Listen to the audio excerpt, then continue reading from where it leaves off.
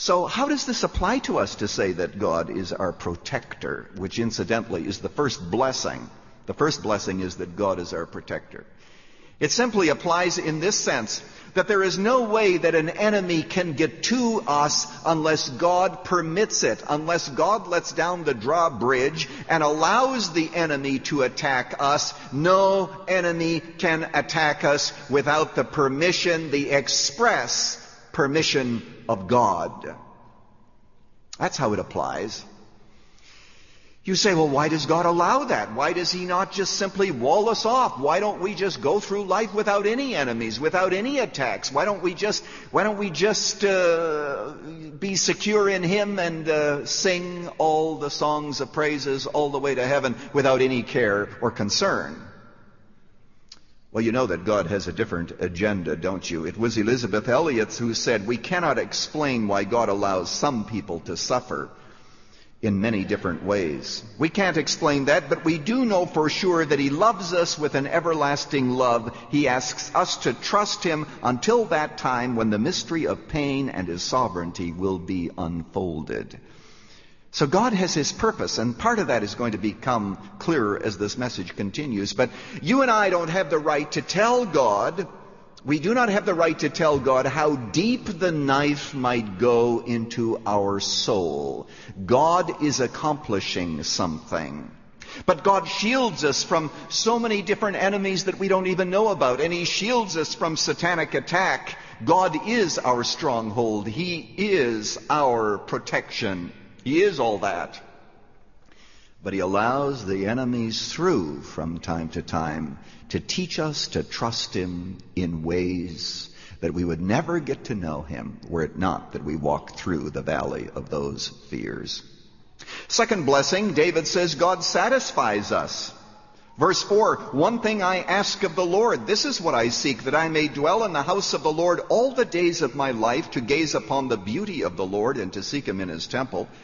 For in the day of trouble He will keep me safe in His dwelling. He will hide me in the shelter of His tabernacle and set me high upon a rock. Then my head will be exalted above mine enemies who surround me. At His tabernacle I will sacrifice with shouts of joy. I will sing and make music to the Lord.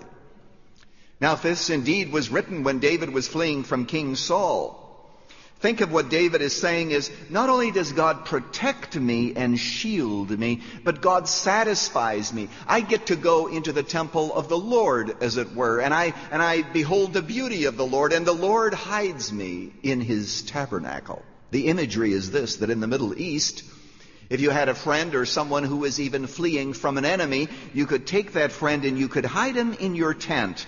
And the enemy could not get to him unless the enemy got to you first. It was a sign of security, a sign of acceptance. It was guest rights, if you please. And David is saying, that's what God does for me. In the midst of my enemies, in the midst of my fears, there is a sense in which I get to worship Him and to enjoy His beauty in His tabernacle, and He surrounds me about in the hollow of His hand and His heart. David says, in the midst of my fears, God actually satisfies me. It's not just that He protects me on the outside, but He gives me something within that is so fulfilling. Thirdly, he says God accepts me.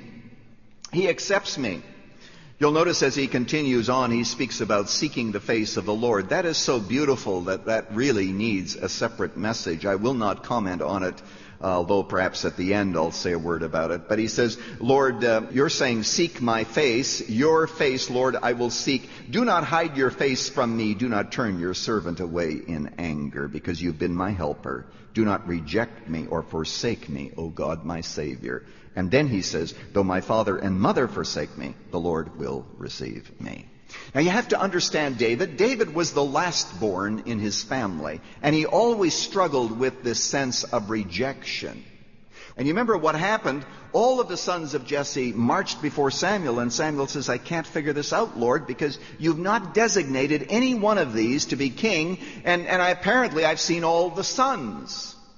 And I said, no, you haven't seen them all, actually. There's a young one who's just tending to the lambs and the sheep, You haven't seen him, but there's no way that this boy of 17 could be the right one. So David has this problem with wondering where he fit within the family, perhaps rejected by his older brothers, and also maybe rejected by his parents. So he says, even if my father and mother forsake me. I'm talking about abandonment issues. Well, this is Pastor Lutzer, and I just want you to know that I happen to be a lastborn. But I didn't suffer from the same kind of struggles as David. I was very much accepted by my parents, and I think by my brothers and sisters too. But I do need to tell you, and you already know, that there are many people out there who suffer with what I called abandonment issues, particularly children who have been abandoned or who feel abandoned. Well, I have to end today, but put your arm around someone, would you? Tell them that you love them and give them hope. Thank you, Dr. Lutzer. Erwin Lutzer has given us part 1 of Living with Fear and Winning, a message on coping with times of uncertainty. Tomorrow, more lessons from Psalm 27.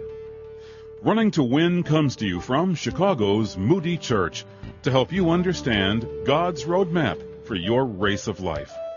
This message can be yours on CD, cassette, or MP3. For full information, call us toll-free at 1-800-215-5001. That's 1-800-215-5001. Ask about Living with Fear and Winning. You can write to Dr. Lutzer at Running to Win, 1609 North LaSalle Boulevard, Chicago, Illinois, 60614. Visit our website at runningtowin.org, and don't forget, this broadcast is supported by listeners like you. This is Dave McAllister. Join us for tomorrow's Running to Win.